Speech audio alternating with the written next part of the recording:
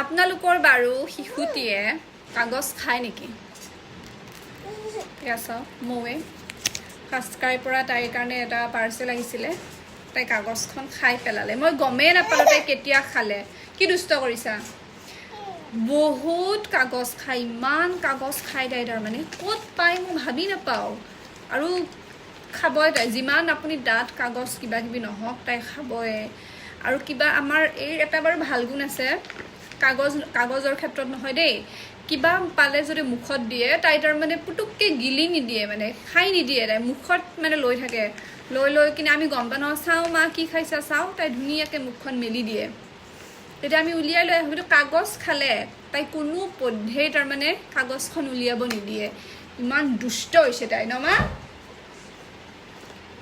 এই পাৰ্চেল দুটা দেখাওঁ ৰ'ব আপোনালোকক, এনেই দেখাইছোঁ দেই, আপোনালোকে আকৌ লিংক বিচাৰিলে মোৰ দিবলৈ দিগদাৰ হয়, যিহেতু মই তাৰমানে এইটো এডৰ কাৰণে দিয়া নাই, যিহেতু খুব গৰম পৰিছে, গৰমৰ কাৰণে আপোনাৰ তাইক লাগে কিছুমান কাপোৰ, ফ্ৰক আনিছোঁ দুটা, এইটো এটা ইমান কিউট ন, এইটো এটা, দুটা আছে কম্বো হয়, আৰু এটা এইটো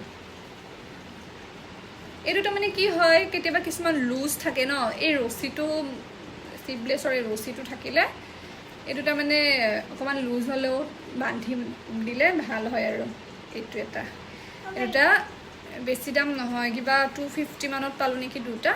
তাৰপিছত আৰু এটা ধুনীয়া ফ্ৰক লৈছে, এইটো কালি আহিছে, আজি দেখাম। এইটো ফ্ৰণ্টৰ হয় আৰু এইটো বেক চাইডৰ। গৰমত খুব বেছি আৰাম পিন্ধি, কেনেকুৱা লাগিছে জনাব।